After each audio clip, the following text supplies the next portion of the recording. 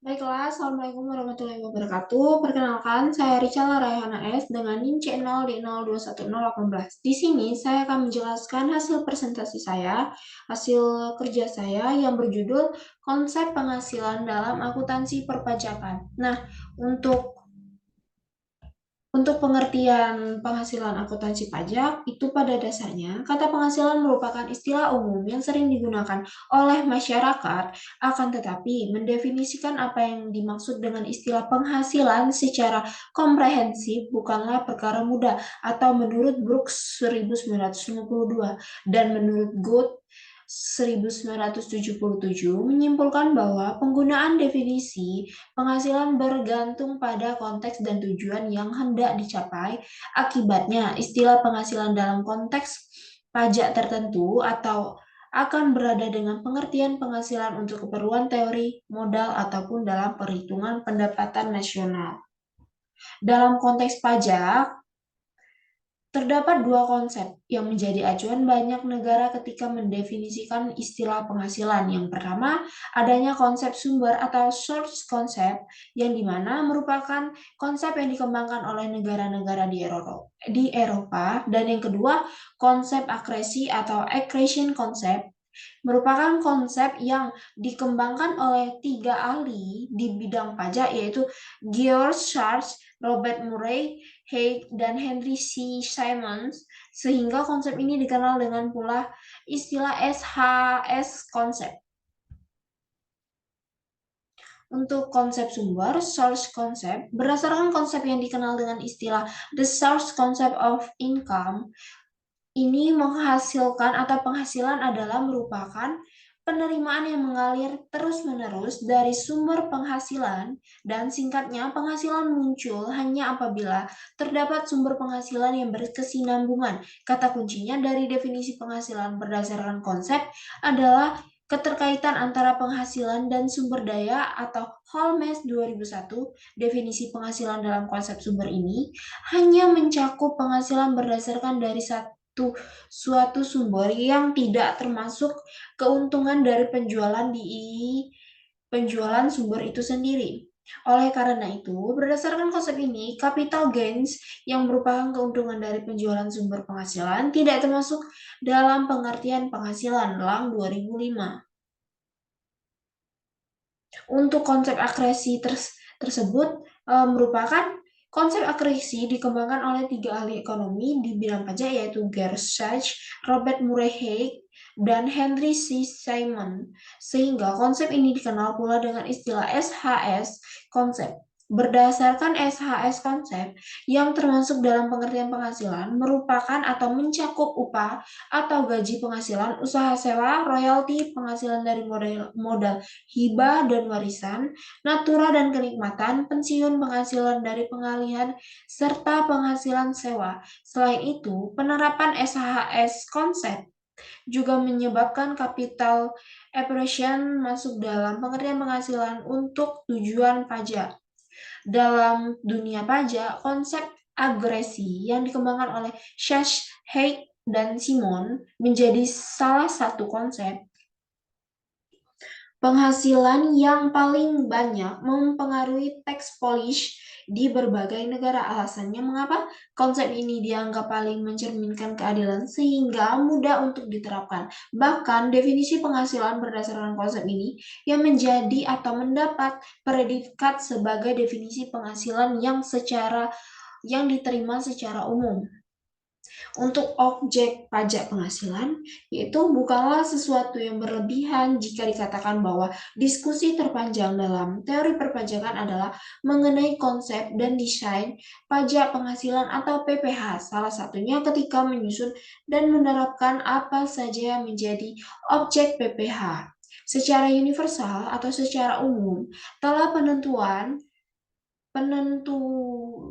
Maaf, saya ulangi, secara universal atau secara umum telah diterima dan diakui bahwa yang menjadi objek dari pengenaan PPh adalah penghasilan. Namun, penentuan objek PPh ini bukan hanya tanpa batasan. Faktanya terdapat pula jenis-jenis penghasilan tertentu yang dikecualikan pengenaannya dari PPh. Lantas, penghasilan apa saja yang menjadi objek PPh dan bagaimana penerapannya di beberapa konsep dan penetapan McCaffrey 2012 dalam bukunya yang berjudul Income Tax Law Exploring the Capital Labor Dividend menyebutkan bahwa utamanya suatu penghasilan berasal dari pekerjaan modal atau kombinasi keduanya.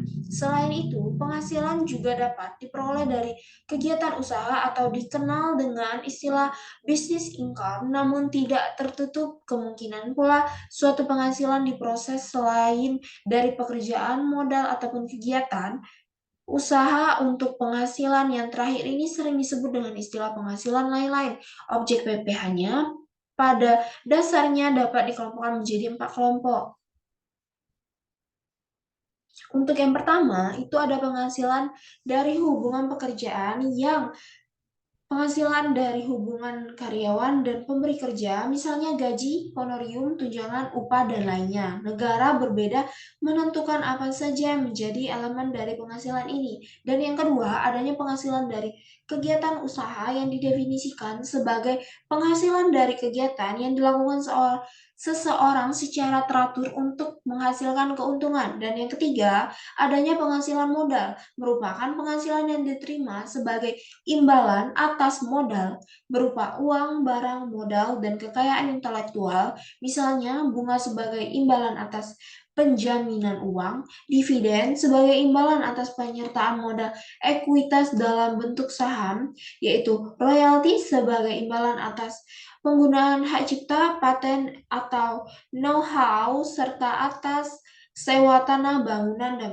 peralatan. Dan yang terakhir, keempat, penghasilan lainnya merupakan dan yang mencakup segala sesuatu yang memenuhi konsep dasar penghasilan, tetapi termasuk dalam penghasilan dari hubungan pekerjaan, penghasilan dari kegiatan usaha, atau penghasilan modal. Beberapa contoh dari penghasilan yang masuk dalam kategori penghasilan lainnya adalah hadiah dan penghargaan, pembebasan utang, biaya siswa, penghasilan judi, imbalan yang dapat karena adanya perjanjian untuk tidak bersaing, dan penghasilannya dari sanksi yang dikenakan atas keterlambatan dalam melakukan suatu pembayaran.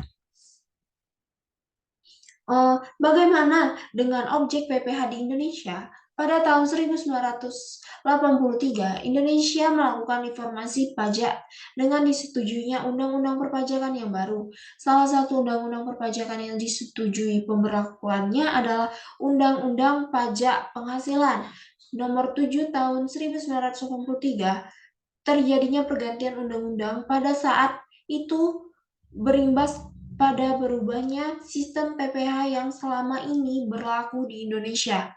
Salah satunya mengenai apa saja yang menjadi objek PPh. Dalam undang-undang tersebut ditetapkan bahwa yang menjadi objek PPh adalah penghasilan sebagaimana dimuat dalam Pasal 4 ayat 1 selain menjabarkan definisi penghasilan, Pasal 4 ayat 1 juga memberikan contoh-contoh jenis penghasilan yang menjadi objek PPh. Sementara itu, Pasal 4 ayat 3 mengatur apa saja yang dikecualikan sebagai objek pajak penghasilan. Hingga saat ini, penetapan penghasilan sebagai objek PPh tidak mengalami perubahan dan masih digunakan dalam Undang-Undang Pajak Penghasilan di Indonesia. Definisi penghasilan pun tidak mengalami perubahan yang signifikan. Perkembangan dan penyesuaian terkait objek pajak penghasilan yang terjadi sejak berlakunya Undang-Undang Pajak Penghasilan Nomor 7 Tahun 1983 hingga Undang-Undang Pajak Penghasilan Nomor 36 Tahun 2008 hanya mencakup penambahan maupun pengurangan.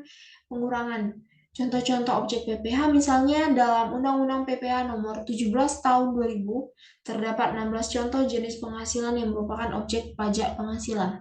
Sementara itu, dalam Undang-Undang Pajak Penghasilan Nomor 36